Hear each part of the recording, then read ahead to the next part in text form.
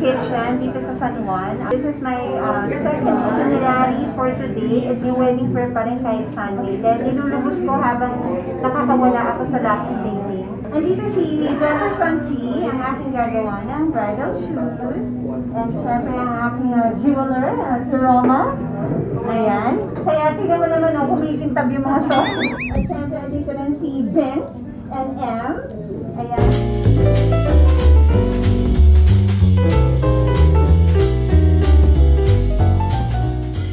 Di-discuss kami for the entourage. At syempre, dito si RC ng Coffee Beans. Sikat pala ang aming stylist. I'll update you again guys sa aking wedding preparation.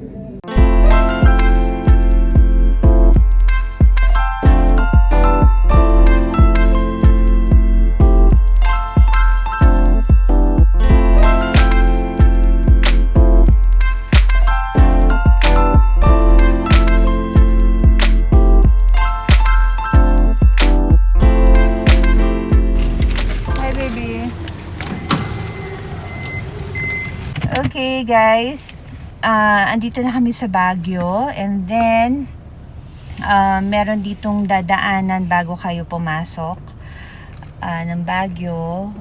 Magla-login kayo. Actually, lagi nang sabi nun sa labas. But you're going to show your QR codes na bibigay sa'yo sa email after mo mag-fill up at saka after mo mag-swab test. Pag nakapag-swab test ka na, tsaka ka bibigyan ng QR code if you're negative.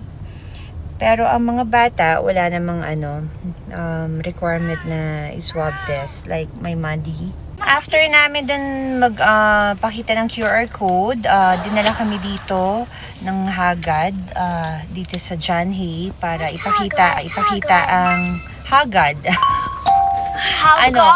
Policeman. Anong Haggard? Dinala kami dito para ipakita yung certificate ng aming swab test. Ayun may iba pang sasakyan kasabay namin. So may mga naka-standby na mga naka-motorcycle na police doon sa inistapan namin kanina. Right, Mandy?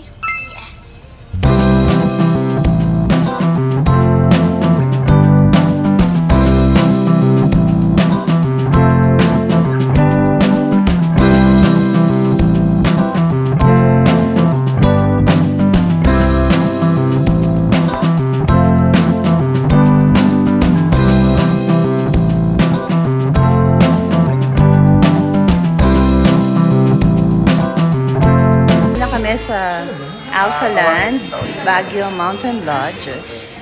Andito kami sa clubhouse. Dito mangyayari ang cocktails. Yung view, diba? Napakasulan. Tapos, ang lamig pa, ang sarap, hindi ka pagpapawisan.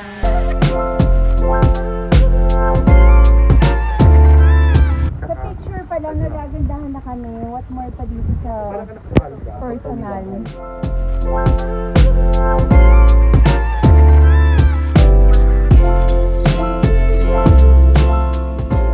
It's better dito sa Philippines. Kaya ito, dito ko pinili.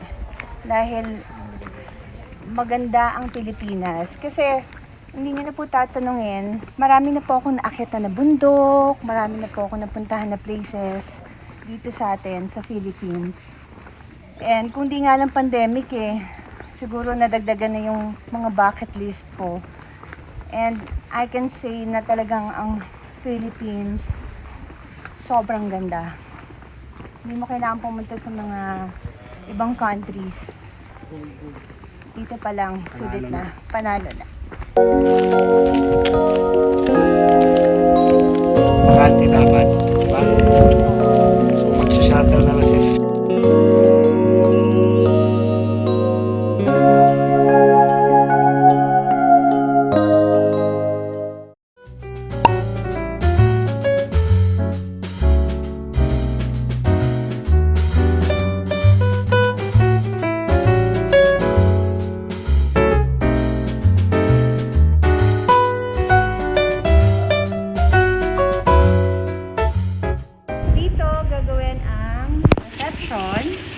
para mas maluwag. And syempre may view pa rin. May view pa rin. So kung abutin tayo ng gabi, mga lights makikita nila dyan.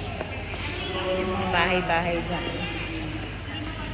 Magigid yun na itong sports center.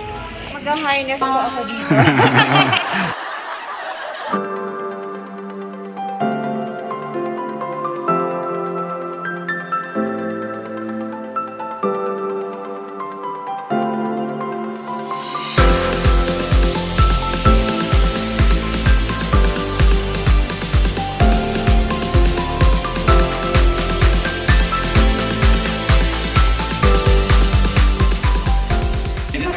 Excited na ako sobra kasi yung birthday ko palang grabe, no? Yung transformation. Oo. Siyempre, wedding mo na to. Iba Ito, na iba na to.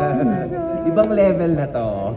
Alam mo nung birthday ko, ang dami na-amaze, di ba? Pagpasok ko, tapos sabi ko naging pa niya ng real grapes. Kasi parang tangi kanina eh. Oo, yun mo. Ba't nga ba ganun ang team natin? Anong oras mo mo eh? Bakit nga ba yun? Wala, parang Italian lang.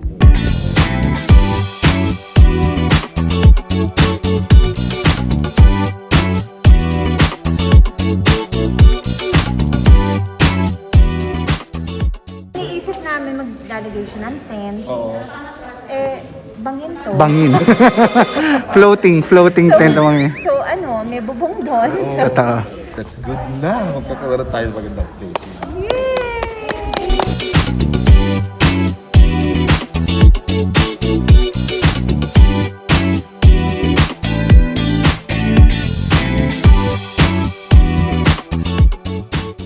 This is our third day of our wedding preparation. Ito ang plano kong gawin sa wedding.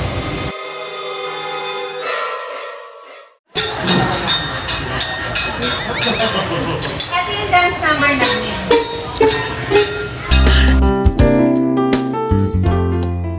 Papapicture lang kami ako. Okay, so this will be our first fitting. Ito kami sa Leo Amodal House. Nag-well din siya ng sarili niya. Hello, ang ganda naman ito.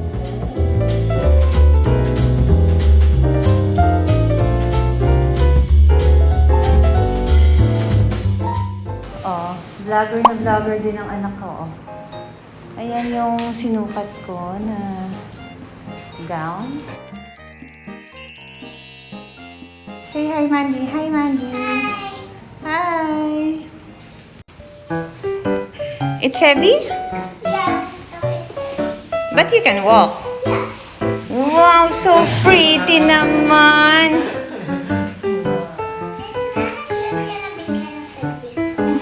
Wow. Can you try to walk nga? Slowly naman. Slowly. Oh. Nang pangalan. Tan, taran. Then all the flower like Maya. Tan,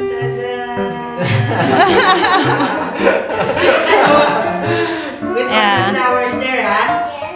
Okay. And that's my little bride with Leo Almodal. Sabi ng anak ko, ay, parang tent. Parang tent? Ano, parang tent? Okay, Mandy, ganito gagawin natin. Nasa loob ka, sa ilalim. Lalabas ka. Okay? So, sasabihin ko sa wedding, mamamatag ka ako.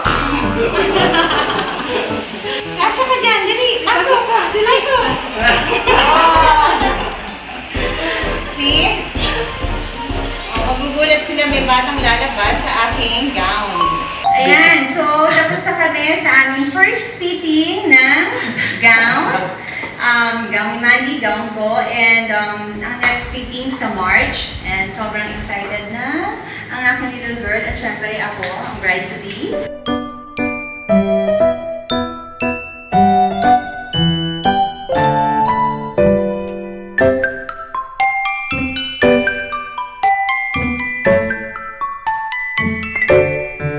And my favorite video, first time lang niya ako gagawa ng damit. Wedding gown pa, di ba? So, kaya abangan niyo po ang aming wedding.